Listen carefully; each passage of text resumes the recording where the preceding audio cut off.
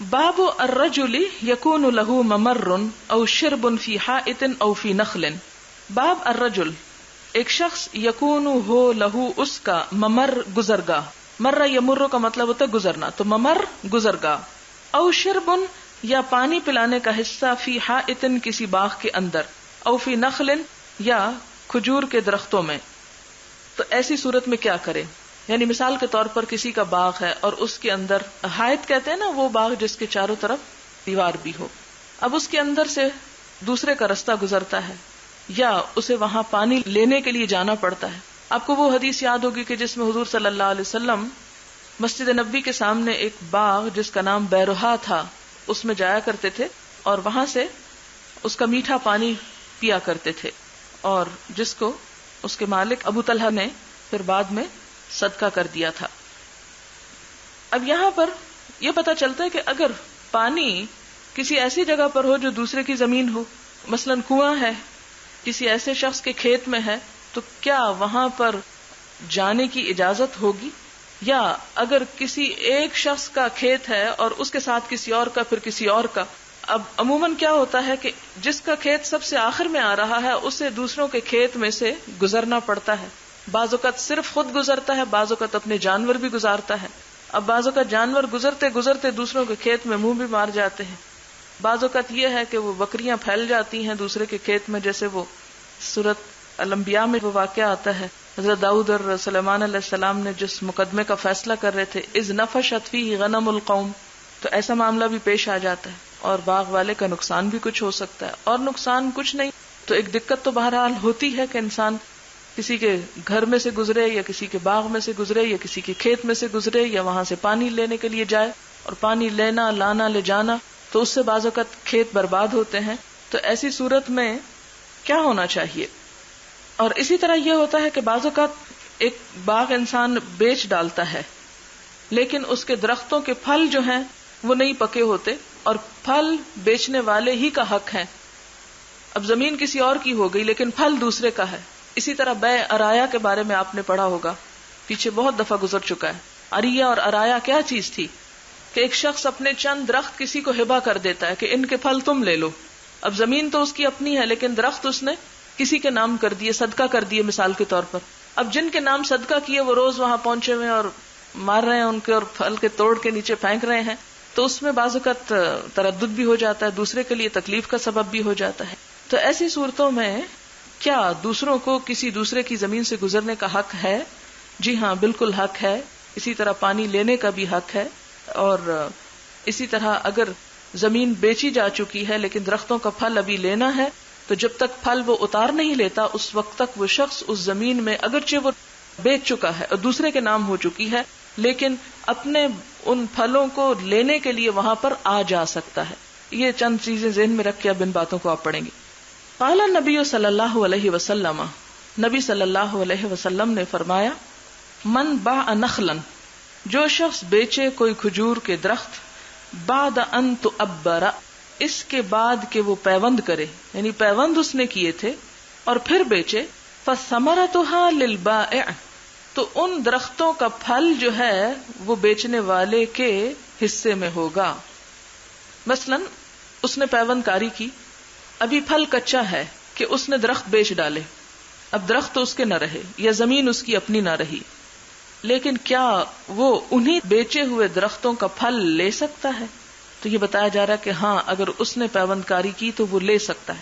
اب اگر وہ پھل لے سکتا ہے تو گویا پھل لینے کے لیے وہ دوسرے کی زمین میں جا رہا ہے یا پھل لینے کے لیے دوسرے کے درخت کو توڑ رہا ہے. کیا اس کی اجازت ہے؟ تو آپ صلی اللہ علیہ وسلم نے فرمایا ہاں، اس کی اجازت ہے.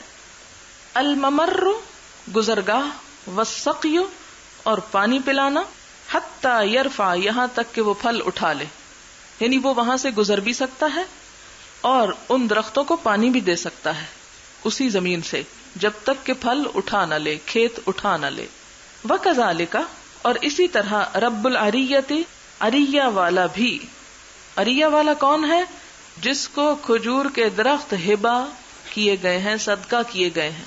اب مثلاً آپ دیکھیں، اگر آپ کسی کو کھجوریں صدقے میں دیتے ہیں تو وہ تو بڑی آسان بات ہے کہ آپ نے کوئی چیز دی اور وہ بھی گیا اپنے راستے پہ اور آپ ہی اپنا کام کر رہے ہیں. لیکن اگر آپ نے درختوں پہ کھڑا پھل دیا تو وہ تو درخت کے اوپر ہی ہے، درخت آپ کے ہیں، پھل اس کا ہے، اب اس کو آنا جانا ہوگا. کیا وہ آ جا سکتا ہے اس زمین پر، یا ہر دفعہ آنے کے لیے اسے اجازت مانگنا ہوگی؟ نہیں. جب آپ نے درخت کے پھل اس کے نام کر دیے تو ان پھلوں کو لینے کے لیے وہ اس باغ کے اندر اپنا آنا جانا رکھ سکتا ہے، یہ مراد ہے. اچھا، اب یہ باتیں آپ کہیں گے یہ تو بڑی چھوٹی چھوٹی باتیں ہی کرنے کی کیا ضرورت ہے. آپ دیکھیں کہ عموماً زمینوں پہ جھگڑے اور فساد انہی چیزوں پہ ہوتے ہیں کہ یہاں سے آپ گزر نہیں سکتے اور یہاں سے پانی نہیں لے سکتے، اور یہ سب کچھ دلوں کی تنگی کی وجہ سے ہے. تو قانونی طور پر اگر کوئی حاکم وقت فیصلہ کرے گا تو پھر اس کے لیے تو کوئی بنیاد ہونی چاہیے، اپنی عقل تو نہیں، کیونکہ اپنی عقل کی بنا پر تو ہو سکتا ہے کہ وہ ایک یا دوسرے گروہ کو فائدہ پہنچائے. تو اس میں اگر شریعت کی کچھ اصول و قوانین سامنے آ جائیں تو فیصلہ کرنے میں آسانی ہو جاتی، اور دوسرے گروہ کو بھی ماننے میں آسانی ہو جاتی کہ یہ حق تو وہ ہے جو رب العالمین نے اس کو دیا ہے، میں کون ہوں جو اس سے روکوں. اخبرنا عبداللہ ابن یوسف حدثنا اللیث حدثنی ابن شہاب عن سالم ابن عبداللہ عن ابیہ رضی اللہ عنہ قال سمعت رسول اللہ صلی اللہ علیہ وسلم یقول، میں نے نبی صلی اللہ علیہ وسلم کو فرماتے ہوئے سنا، من ابتاع نخلا، جو خریدے کھجور کے درخت، باع بیچنا، ابتاع خریدنا، یہ ذہن میں رکھیں تو پھر بات جلدی سمجھ میں آئے گی. بعد ان تؤبرا، اس کے بعد کے پیوند لگا دیے جائیں، پیوند کاری کی گئی، فثمرتها للبائع، تو اس کا پھل بیچنے والے کے لیے ہوگا. الا ان یشترط المبتاع، ہاں اگر خریدار اس پہ شرط رکھ دے. مثلا اگر بیچتے اور خریدتے وقت یہ شرط طے پا جائے کہ پھل سمیت درخت خریدے جائیں گے پھر تو ٹھیک ہے، ادروائز پھل لگانے والے کا حق ہوگا، کیونکہ اگر وہ پھلوں سمیت خریدے گا تو ظاہر قیمت اور ہوگی، مہنگے بکیں گے. اور اگر وہ صرف ایک زمین خریدنا چاہتا ہے اور وقتی پھل اس پر نہیں لینا چاہتا تو ایسی صورت میں زمین کی قیمت پھر نسبتاً کم ہوگی، لیکن جو پھل ہوگا وہ بیچنے والے کے حصے کا ہوگا اور اسے لینے کی اجازت ہوگی. وَمَنِ ابْتَاعَ عَبْدًا، اور جو کوئی خریدے غلام کو، کسی غلام کو خریدا، وَلَهُ مَالٌ، اور اس کا مال بھی تھا. کس کا مال تھا؟ غلام کا. فَمَالُهُ، تو اس کا مال، لِلَّذِي، اس شخص کے حصے میں جائے گا. کس کا مال؟ غلام کا مال. الَّذِي بَاعَهُ، جس نے بیچا اس کو، یعنی وہ مال بیچنے والے کا ہی ہوگا. خریدار غلام خرید رہا ہے، ساتھ مال نہیں خرید رہا. اگر وہ مال خرید رہا ہے ساتھ تو پھر مال کے بدلے میں اس کو قیمت زیادہ دینی ہوگی. الا ان یشترط المبتاع، ہاں اگر خریدار اس کی شرط لگا دے کہ میں مال سمیت لوں گا اتنے کا تو ٹھیک ہے. وان مالک عن نافع عن ابن عمر عن عمر فی العبد، اور مالک نافع سے اور ابن عمر اور وہ حضرت عمر سے یہی روایت کرتے ہیں، اور اس میں صرف غلام کا ذکر ہے، مال کا نہیں. حدثنا محمد بن یوسف حدثنا سفیان عن یحیی بن سعید عن نافع عن ابن عمر عن زید بن ثابت رضی اللہ عنہم قال رخص النبی صلی اللہ علیہ وسلم، رخصت دی نبی صلی اللہ علیہ وسلم نے، ان تباع الارایا بخرسها تمرا، کہ بیچی جائیں ارایا، بخرسها اس کا اندازہ کر کے، تمرن خشک کھجور کے ساتھ. یعنی ارایا کون سی چیزیں ہیں؟ وہ تازہ پھل جو درخت پہ لگے ہوئے ہیں. آپ نے پیچھے احادیث پڑھی جس میں کھجور کو کھجور کے بدلے نہیں لیا جا سکتا، بلکہ کیا ہوگا، پہلے بیچا جائے گا پھر اس کے بدلے لیکن یہاں اجازت ہے. اس کی وجہ کیا ہے؟ اس کی وجہ یہ ہے کہ یہ 5 وسق سے کم ہوگی، اور ویسے بھی جس کو ہبہ کیے جائیں گے وہ پھل وہ ضرورت مند ہوگا، اور اگر اس کے لیے کڑی شرائط عائد کر دی جائیں تو اس کے لیے مشکلات ہو سکتی. تو ایک غریب انسان کی سہولت کو مد نظر رکھتے ہوئے شریعت نے یہاں پر رخصت پیدا کی. حدثنا عبداللہ بن محمد حدثنا ابن عیینہ عن ابن جریج عن عطاء سمع جابر بن عبداللہ رضی اللہ عنہما نہى النبی صلی اللہ علیہ وسلم، منع فرمایا نبی صلی اللہ علیہ وسلم نے، کس سے؟ عن المخابرۃ، بٹائی سے، والمحاقلۃ، اور محاقلہ سے، محاقلہ حقل سے ہے، حقل کھیت کو کہتے ہیں، پیچھے آپ یہ پڑھ چکے ہیں. مراد اس سے کیا ہے؟ زمین کو گیہوں کے عوض بیچنا، یا کرائے پر لینا، یا کھیتی کو اس کی پختگی معلوم ہونے سے پہلے ہی بیچ دینا. یعنی ابھی پھل پوری طرح نہیں آیا، نہ پکا ہے، تو اس سے پہلے ہی اس کو بیچ دینا، اور اس میں بھی جھگڑا فساد ہو جاتا ہے. وَأَنِ الْمُزَابَنَةِ، مزابنہ بھی پیچھے آپ پڑھ چکے ہیں، باغ کا پھل درخت پر ہی بیچ دینا، فروخت کر دینا. وَأَنْ بَيْعِ الثَّمَرِ، اور کوئی بھی پھل بیچنا حتیٰ یبدو صلاحها، یہاں تک کہ اس کی صلاحیت یعنی پختگی ظاہر ہو جائے.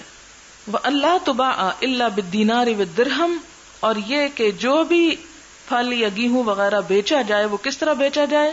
الا بالدینار والدرہم، درہم و دینار کے عوض، غلے کو غلے کے عوض یا کھجور کو کھجور کے عوض نہ بیچا جائے. الا الارایا، ہاں ارایا کی اجازت ہے. یہاں آپ نے دیکھا ہوگا مخابرہ کی بات آئی اور بٹائی کی بات آئی، اور پیچھے آپ مزارت کے بارے میں اور بٹائی کے بارے میں پڑھ چکے ہیں. اس میں وہاں میں آپ کو تفصیل کے ساتھ بتا چکی ہوں. اس میں دو اوپینین پائے جاتے ہیں، ایک تو یہ کہ بٹائی جائز ہے اور دوسری یہ کہ جائز نہیں. جمہور علماء کی رائے یہ ہے کہ بٹائی جو ہے وہ جائز ہے، لیکن رافع بن خدیج کی روایت اور یہاں سے یہ پتا چلتا ہے کہ بٹائی سے روکا گیا، اور یہ ان شرائط کے ساتھ کہ جس میں زمین کا کچھ حصہ مخصوص کر لیا جائے اس سے روکا گیا. کہ مثلا آپ کو میں نے اس ہال کی مثال دی تھی کہ اگر کوئی شخص کہے کہ اس کو ہم آدھا آدھا کر لیتے ہیں، فصل کو آدھا آدھا کرنے کی بجائے زمین کو آدھا آدھا کر لے اور اپنے لیے زمین کا عمدہ حصہ رکھے اور جو مزارع کام کرنے والے ان کے لیے کنڈم زمین کا حصہ رکھے، تو ایسی مزارعت جائز نہیں ہے. پھر شرائط کے ساتھ جو ہے ٹھیکہ یا مزارت یا مخابرت جو ہے اس کی اجازت ہے. حدثنا يحيى بن قزعة حدثنا مالك عن داود بن حسين عن ابي سفيان مولى ابي احمد عن ابي هريرة رضي الله عنه قال رخص النبي صلى الله عليه وسلم في بيع الارايا، نبی صلی اللہ علیہ وسلم نے ارایا کی بیع میں رخصت دی، بخرسها اس کے اندازے کے ساتھ، من التمر کھجور میں سے، فيما دون 5 اوسق جو 5 وسق سے کم ہو، او فی 5 اوسق یا 5 وسق تک ہو. شک داؤد فی ذالک، راوی داؤد جو ہیں انہوں نے اس میں شک کیا کہ 5 تک کی اجازت تھی یا 5 سے کم کی اجازت تھی. حدثنا زکریا بن یحییٰ اخبرنا ابو اسامہ قال اخبرني الولید بن کثیر قال اخبرني بشیر بن یسار مولى بني حارثة ان رافع بن خدیج وسهل بن ابی حثمة حدثاه ان رسول اللہ صلی اللہ علیہ وسلم نہا عن المزابنة، نبی صلی اللہ علیہ وسلم نے مزابنہ سے روکا. مزابنہ ہے پھلوں کا درخت پر ہی فروخت کر دینا. بیع الثمر بالثمر، پھل کے بدلے پھل کی تجارت. الا اصحاب الارایا، ہاں اصحاب الارایا کے لیے اجازت ہے. فانه اذن لهم، ان کو رخصت دی. قال ابو عبداللہ، امام بخاری کہتے ہیں وقال ابن اسحاق حدثني بشیر مثلہ، کہ ایک اور روایت میں بھی اسی کی طرح کی بات آئی ہے. اس سے کیا پتہ چلتا ہے؟ یعنی آن دا ہول جب یہ ساری چیز پڑھتے ہیں تو یہ پتہ چلتا ہے کہ اسلام ایک ایسا دین ہے کہ جس میں بلا وجہ کسی پر مشقت نہیں ڈالی گئی، لیکن ایسی رخصتیں بھی نہیں دی گئی کہ جس سے دوسروں کے حقوق کے اوپر زد پڑتی ہو، معاشرے میں باہم فساد اور خرابی پیدا ہوتی. بسم اللہ الرحمن الرحیم. کتاب فی الاستقراض، استقراض کا لفظ قرض سے ہے. باب ہے استفعال جس میں معنی ہے طلب کا. استقراض قرضہ طلب کرنا. و ادا الدیون، دیون دین کی جمع ہے، دین ادا کرنا. والحجر، اور حجر کرنا.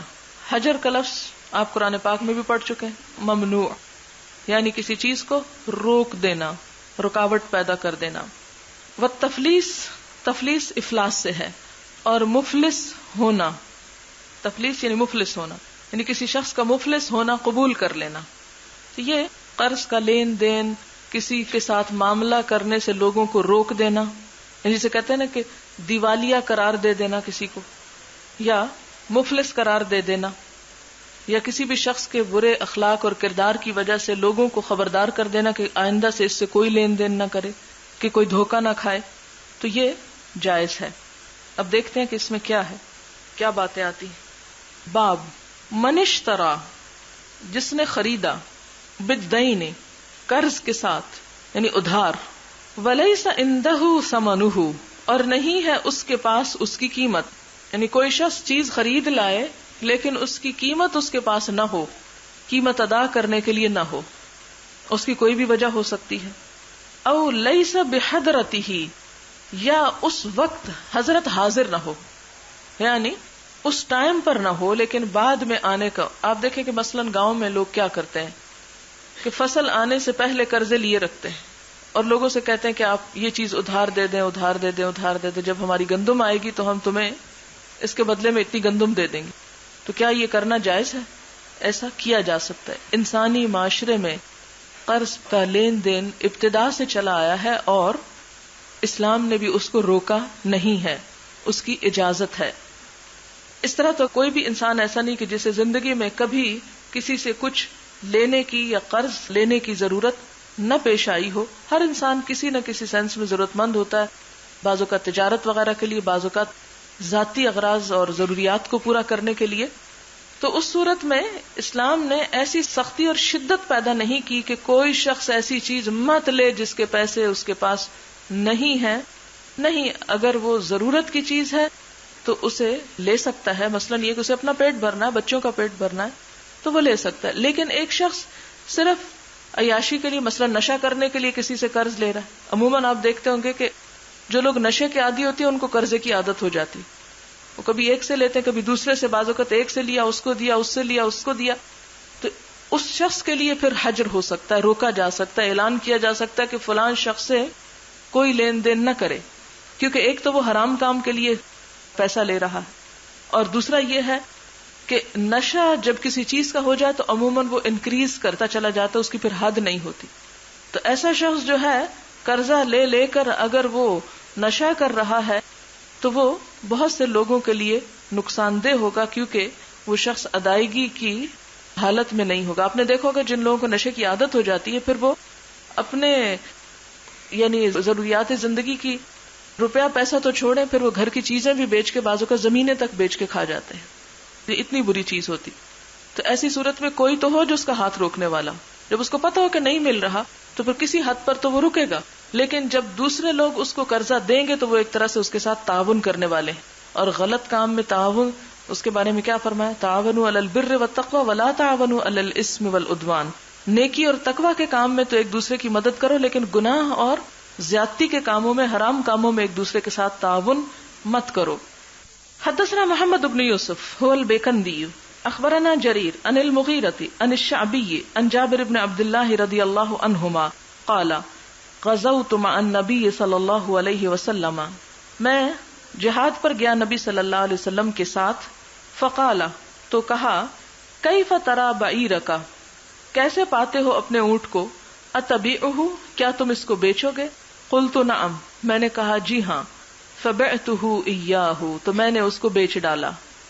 اب حضور صلی اللہ علیہ وسلم نے اس کے پیسے نہیں دیے تھے، کیونکہ اس وقت آپ کے پاس پیسے تھے ہی نہیں۔ تو اس سے باب کی کیا مناسبت آ رہی ہے کہ اگر ایک انسان کے پاس فوری طور پر نقد پیسہ دینے کو نہیں، اور وہ اس کے ساتھ طے کر لیتا کہ میں ایک دن بعد، ایک مہینے کے بعد تم کو دے دوں گا، تو ایسی صورت میں لین دین کیا جا سکتا۔ خود حضور صلی اللہ علیہ وسلم کا طریقہ موجود ہے۔ مثلا لوگ مکان خریدتے ہیں، جاگیریں خریدتے ہیں، تو پورا نقد کیش بیک مشت نہیں دے سکتے تو مہلت مانگ لیتے ہیں کہ اتنا ہم آپ کو دیکھتے ہیں، مثلا 1 لاکھ کی چیز خریدی ہے، 50,000 نقد لے لیجیے اور 50,000 جو ہے وہ لیٹر آن۔ جیسے مہر میں بھی 2 قسم کا ہوتا ہے، ایک مؤجل ہوتا ہے اور ایک معجل ہوتا ہے، تو وہ بھی ایک مہلت مانگ لی جاتی ہے کہ یہ آپ لے لیں اور اس کے بعد باقی جو حصہ ہے وہ آپ کو دیں گے۔ بہرحال ایسی صورت میں یہاں پر کیا بتایا جا رہا ہے کہ نبی صلی اللہ علیہ وسلم نے حضرت جابر کا اونٹ خریدا تھا، اور یہ قصہ پیچھے بہت دفعہ گزر چکا ہے اور آئندہ بھی آئے گا، جس کے مختلف پہلو سامنے ہائی لائٹ کیے جائیں گے۔ بتانا یہ مقصود ہے کہ ادھار پر چیزوں کا لین دین کیا جا سکتا ہے، اس میں گناہ کی بات نہیں، شرط ادائیگی کی نیت ہونا ہے۔ فلما قدم المدینہ، پھر جب آپ مدینہ میں تشریف لائے، غدوت الیہ بالبعیر، تو میں اونٹ لے کر آپ کے پاس پہنچا۔ فاعطانی ثمنہ، تو آپ نے مجھے اس کی قیمت ادا کر دی۔ اور آپ کو یاد ہوگا کہ آپ نے قیمت سے زیادہ بھی کچھ ادا کیا تھا، تو حضرت جابر اس کو ہمیشہ اپنی تھیلی میں لیے رکھتے تھے، اس کو زندگی بھر انہوں نے خرچ نہیں کیا، اس شوق میں کہ یہ آپ نے مجھے حق سے بڑھ کر دیا تھا۔ بلال کے ذریعے دلوایا تھا نا، یاد ہوگا، پیچھے آپ پڑھ چکے ہیں۔ باب من اخذ اموال الناس یرید اداءها او اتلافها، باب من اخذا، جو شخص لے، اموال الناس، لوگوں کے مال، یرید، وہ ارادہ رکھتا ہے، اداءها، اس کو ادا کرنے کا، او اتلافها، یا اس کو ضائع کرنے کا، تو ان کا پھر معاملہ مختلف ہوگا۔ یعنی بعض اوقات ایک شخص کسی سے ادھار لیتا ہے، اس لیے لیتا ہے کہ دوسرے کو نقصان پہنچائے، اور ایک لیتا ہے کہ ضرورت پوری کر کے دوسرے کی ادائیگی فوری کر دی جائے، تو ان دونوں کا پھر معاملہ کیا ہے اللہ کے نزدیک۔ حدثنا معل بن اسد حدثنا عبد الواحد حدثنا الاعمش قال تذاکرنا عند ابراہیم الرہن فی السلم. اعمش کہتے ہیں کہ ہم نے ذکر کیا عند ابراہیم نخعی کے پاس الرہن گروی رکھنے کا فی السلم قرض میں، کہ کیا گروی رکھ کر کوئی چیز قرضہ لیا جا سکتا ہے. مثلا آپ کو کوئی روپیہ چاہیے اور دوسرا شخص آپ پر اعتماد نہیں کرتا، تو آپ کے پاس جو زیور ہیں آپ اپنے لے جاتے ہیں اور آپ کہتے ہیں کہ یہ میرا زیور رکھ لے اور مجھے 1,00,000 روپیہ دے دیں. کیا ایسا کرنا چاہیے؟ کیا قرضہ دینے والے کو وہ ایک زیورات اپنے پاس رکھ لینے چاہیے یا نہیں رکھنے چاہیے؟ کہیں ایسا تو نہیں کہ وہ زیورات رکھنے والا گناہگار شمار ہو؟ نہیں، اس میں گناہ کی بات نہیں ہے، ایسا کیا جا سکتا ہے. کیوں؟ دلیل کیا ہے؟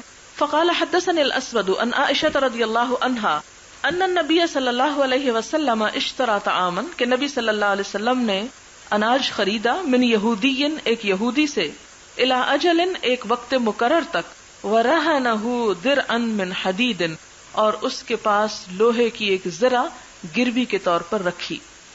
یعنی قرض دونوں طرح لیا جا سکتا ہے یا دیا جا سکتا ہے، بغیر گروی کے بھی اور گروی کے ساتھ بھی.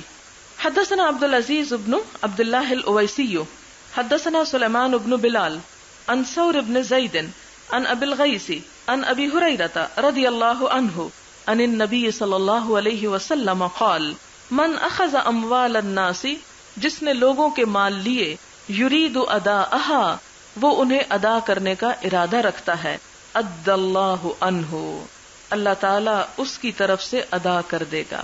یہ پیچھے میں نے بتایا تھا نا کہ جو ادا یا دینے یا ضائع کرنے کی نیت سے لیتا ہے تو دونوں کی نیت کے مطابق اس کا معاملہ ہوگا. جو کسی سے قرض لیتا ہے یہ سوچ کر کہ میں جلد اس کو لوٹا دوں گا، تو اللہ تعالیٰ ایسے اسباب پیدا کر دیتا ہے کہ وہ شخص اپنا قرضہ لوٹا سکے. لیکن ومن اخذ یرید اتلافها، جو شخص اس لیے کسی سے قرضہ لیتا ہے کہ وہ اس کو ضائع کر دے، اتلفہ اللہ، اللہ اس شخص کو برباد کر دے گا. یعنی اس شخص کے اس مال میں پھر کوئی برکت نہ پیدا کرے گا. آپ دیکھیں کہ آج جتنے بھی قرضے لینے والے ہیں اس میں سے کتنے فیصد لوگ ایسے ہیں جو واقعی اس نیت سے قرضہ لیتے ہوں کہ اس کو واپس بھی کریں گے. عموماً وہ ایک بہانہ ہوتا ہے دوسرے کا مال نکلوانے یا چھیننے کا، کہ ویسے تو آپ کسی سے کہے لاؤ اپنا مال مجھے دو تو کوئی نہیں دے گا، تو یہ ایک عذر بیچ میں ڈال لیتے ہیں کہ اچھا اتنے عرصے کے لیے قرض دے دو، اور ادائیگی کی کوئی نیت نہیں ہوتی. جب نیت نہیں ہوتی تو اللہ توفیق بھی نہیں دیتا، اور جب ادائیگی نہیں ہوگی تو اس کی سزا بھی بڑی شدید ہے، حتیٰ کہ شہید سے بھی معاف نہیں. کیونکہ انسانوں کے حقوق کو تلف کرنا جو ہے خود تلف ہونے والی بات ہے. اتلفہ اللہ، ایسے شخص کو اللہ برباد کر دے گا، دنیا میں بھی ذلیل و خوار اور آخرت میں بھی. باب اداء الدیون، قرضوں کی ادائیگی.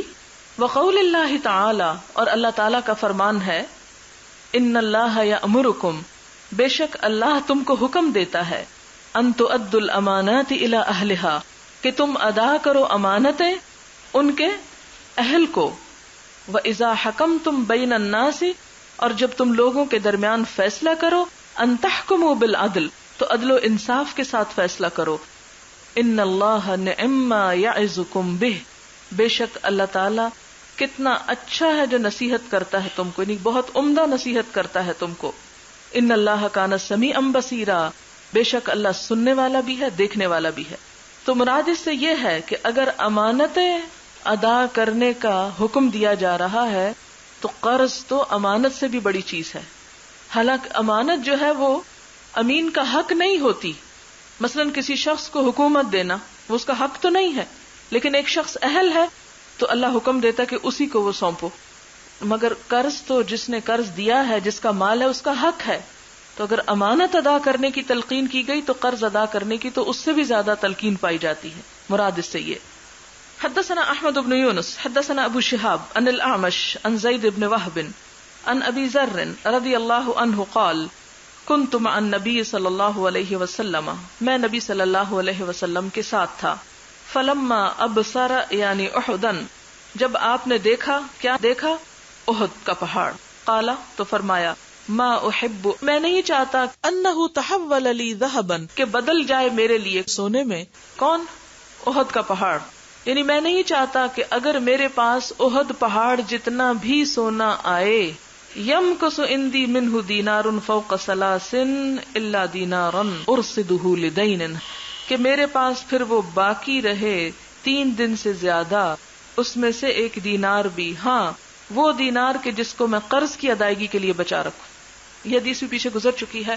آپ صلی اللہ علیہ وسلم کیا فرمانا چاہتے ہیں؟ آپ نے احد پہاڑ دیکھا، آپ دیکھیں کہ آپ صلی اللہ علیہ وسلم کا طریقہ تعلیم کتنا خوبصورت تھا، لوگوں کو مثالوں سے، اور مثال بھی زندہ مثالوں سے سمجھاتے تھے کہ جس سے بات فوراً سمجھ میں آ جائے۔ اب میں نے اور آپ نے اگر احد پہاڑ نہیں دیکھا تو ہمیں اس بات کی جو عظمت ہے وہ بھی سمجھ میں نہیں آئے گی، لیکن اگر آپ کو اندازہ ہو احد پہاڑ ایک بہت بڑا پہاڑ ہے، احد پہاڑ آپ نے دیکھا تو اس پہاڑ کو دیکھتے ہی آپ نے فرمایا کہ اگر یہ پہاڑ میرے لیے سونے کا بنا دیا جائے اور میرے نام لکھ دیا جائے تو بھی میں یہ نہیں چاہوں گا کہ اتنا سونا میرے گھر میں 3 دن سے زیادہ رہے، یعنی 3 دن گزرنے سے پہلے میں یہ سارا تقسیم کر دوں گا۔ آپ بھی کر سکتے ہیں، 3 دن سے پہلے میں یہ سارا تقسیم کر دوں گا۔ ہاں وہ دینار بچا رکھوں گا ضرور، وہ نہیں بانٹوں گا کہ جس سے میں اپنا قرض چکا سکوں۔ اسے 2 باتیں پتہ چلتی، ایک تو قرض کی ادائیگی کی اہمیت، اور دوسری بات یہ ہے کہ صدقہ اس وقت تک قبول نہیں ہوتا جب تک کہ انسان قرض ادا نہ کرے یا فرض ادا نہ کرے۔ آگے بھی آپ دیکھیں گے کہ آپ صلی اللہ علیہ وسلم کے پاس مقروض شخص صدقے کے لیے جو چیز لایا آپ نے اس کو لینے سے انکار کر دیا، کہ بہت سے لوگ یہ مسئلہ پوچھتے رہتے ہیں کہ ہمارے اوپر قرضہ ہے، وہ تو پتہ نہیں کب اترے گا، تو کیا ہم تھوڑا بہت صدقہ خیرات کر لیں؟ تو نہیں، اس کو بھی قرضے کی ادائیگی میں ڈال دیں اور جتنا جلدی ہو سکے قرض سے نجات حاصل کریں۔ ثم قال، پھر آپ صلی اللہ علیہ وسلم نے فرمایا، اور یہ بڑی زبردست بات ہے، ان الاکثرین هم الاقلون، کہ وہ لوگ جن کے پاس بہت کچھ ہے وہی لوگ سب سے کم رکھنے والے ہیں، وہی قلت والے ہیں۔ کثرت والے ہی دراصل قلت والے ہیں، یہ اس کا کچھ ترجمہ بنتا ہے۔ کثرت والے یعنی جن کے پاس دنیا میں مال زیادہ ہے، آخرت میں وہی سب سے زیادہ فقیر ہوں گے، وہی دراصل محتاج ہیں۔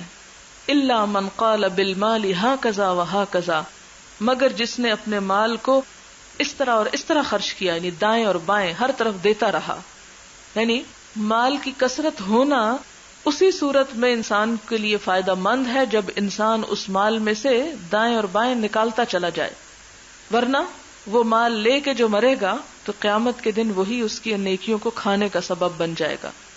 وَأَشَارَ أَبُو شِهَابٍ بَيْنَ يَدَيْهِ وَعَنْ يَمِينِهِ وَعَنْ شِمَالِهِ، اور هَكَذَا وَهَكَذَا وَهَكَذَا کا معنی کیا بیان کیا گیا کہ اپنے سامنے، یعنی آپ نے اشارہ کس طرف کیا، یعنی سامنے دے، دائیں دے اور بائیں دے۔ وَقَلِيلٌ مَّا هُمْ، اور ایسے لوگ کتنے کم ہیں، ایسا کرنے والے بہت قلیل ہیں۔ وَقَالَ مَكَانَكَ، اور آپ نے فرمایا اپنی جگہ پر ٹھہرو۔ وَتَقَدَّمَ غَيْرَ بَعِيدٍ، اور آپ کچھ دور چلے گئے۔ فَسَمِعْتُ صَوْتًا، تو میں نے ایک آواز سنی، یعنی حضرت ابو ذر ساتھ تھے، آپ نے یہ بات فرمائی، ان کو بتائی، اور اس کے بعد کہا تم ادھر ہی کھڑے ہو، میں ابھی آتا ہوں، اور خود چلے گئے۔ ابو ذر کہتے کہ مجھے ایک آواز سنائی دی، فَأَرَدْتُ أَنْ آتِيَهُ، میں نے چاہا کہ میں آپ کے پاس آؤں، ثم ذکرت قولہ، لیکن مجھے آپ کی بات یاد آ گئی، مکانک، کہ یہیں ٹھہرنا، یعنی میرے پیچھے نہ آنا، مراد یہ تھا، حتی آتی کا، یہاں تک کہ میں خود تیرے پاس آ پہنچوں۔ فلما جاء، پھر جب وہ آئے، قلت یا رسول اللہ، میں نے کہا اے اللہ کے رسول صلی اللہ علیہ وسلم، الذی سمعت، وہ جو میں نے سنی، او قال الصوت الذی سمعت، وہ آواز جو میں نے سنی، یعنی وہ کیا تھی؟ قال وهل سمعت، تو نبی صلی اللہ علیہ وسلم نے فرمایا تم نے بھی سنا، یعنی تم نے بھی سنی تھی وہ آواز۔ یعنی حضور صلی اللہ علیہ وسلم جب غائب تھے حضرت ابو ذر سے، ابو ذر نے ایک آواز سنی، پریشان ہوئے، دل چاہا کہ فوراً پیچھے جائیں، لیکن اجازت نہ تھی، کھڑے رہے۔ حضور صلی اللہ علیہ وسلم جب پلٹ کر آئے تو پوچھتے ہیں کہ میں نے ایک آواز سنی ہے، تو آپ نے پوچھا اچھا تم نے بھی سنی ہے؟ قلت نعم، میں نے کہا جی ہاں۔ قال اتانی جبریل علیہ السلام، یہ جبریل علیہ السلام میرے پاس آئے تھے، یہ اس کی آواز تھی۔ فقال، تو انہوں نے آ کے کہا، کس نے؟ جبریل نے، من مات من امتک، آپ کی امت میں سے جو مر جائے، لا یشرک باللہ شیئا، اللہ کے ساتھ کسی کو شریک نہ ٹھہرائے، دخل الجنہ، وہ جنت میں داخل ہوگا۔ قلت وان فعل کذا وکذا، میں نے پوچھا اگر اس نے فلاں اور فلاں کام کیا؟ قال نعم، فرمایا ہاں۔ یعنی شرک جو ہے وہ سب سے بڑا گناہ ہے، اس کا مرتکب معاف نہیں ہوگا، باقی گناہوں کی معافی کی دلیل یہاں سے ملتی ہے. لیکن آپ دیکھیں کہ باقی گناہ بھی اسی وقت ہوتے ہیں جب شرک ہوتا ہے انسان کی زندگی میں. شرک جو ہے باقی سارے گناہوں کو جنم دیتا ہے. یہ نہیں ہو سکتا کہ آپ شرک تو نہ کریں اور باقی گناہ آپ کرتے رہیں. جتنا جتنا آپ شرک سے بچیں گے، جتنا جتنا ایمان مضبوط ہوگا، باقی گناہوں سے نفرت اس قدر ہی بڑھتی چلی جائے گی. الا یہ کہ انسان ہونے کے ناطے خطا کر بیٹھے تو پھر ایسی خطاؤں کو اللہ تعالیٰ معاف بھی فرما دیں گے. حدثني احمد بن شبیب ابن سعید حدثنا ابی ان یونس قال ابن شہاب حدثني عبید اللہ ابن عبد اللہ ابن عتبہ قال قال ابو ہریرہ رضی اللہ عنہ قال رسول اللہ صلی اللہ علیہ وسلم لو کان لی مثل احد ذهبا، اگر میرے لیے احد پہاڑ کے برابر بھی سونا ہوتا، ما یسرنی اللہ یمر علی ثلاث، مجھے یہ بات اچھی نہ لگتی، مجھے خوش نہ کرتی. یعنی سونے کا آ جانا میرے لیے کوئی خوشی کی بات نہیں، لیکن ہاں یہ بات ضرور خوش کرتی ہے کہ اتنا سونا مل جائے اور پھر میں اس کو اللہ کی راہ میں دے دوں. یہ فرق ہوتا ہے نا ایک صاحب ایمان شخص کا اور ایک بے ایمان شخص کا. بے ایمان شخص سونے کے آنے پہ خوش ہوتا ہے اور صاحب ایمان مال کے آنے کے بعد اس کے دینے پر خوش ہوتا ہے. وہ مال کے آنے پہ اس لیے خوش ہوتا ہے کہ شکر ہے موقع ملے گا کچھ کرنے کا. وہ اس لیے نہیں خوش ہوتا کہ شکر ہے کہ ملا کہ میں اپنی تجوریاں بھر لوں. یہ بہت بڑا فرق ہے. تو آپ صلی اللہ علیہ وسلم فرماتے ہیں کہ مجھے احد پہاڑ جتنا سونا ملنے کی بھی کوئی خوشی نہیں، یعنی میرے لیے وہ کوئی معنی نہیں رکھتا. ہاں یہ بات مجھے ضرور خوش کرتی ہے کہ میں اس کو اللہ کی راہ میں دے ڈالوں. اور کب دے ڈالوں؟ کہ 3 دن سے پہلے اللہ یمر علی ثلاث وعندی منہ شیء، کہ 3 دن کے بعد میرے پاس اس میں سے کچھ بھی بچے، الا شیء ارصدہ لدین، ہاں وہ بچا لوں گا اس میں سے کہ جس سے میں قرض ادا کر سکوں. رواہ صالح وعقیل عن الزہری. وآخر دعوانا ان الحمد للہ رب العالمین. سبحانک اللہم وبحمدک نشہد ان لا الہ الا انت نستغفرک ونتوب الیک. والسلام علیکم ورحمۃ اللہ وبرکاتہ.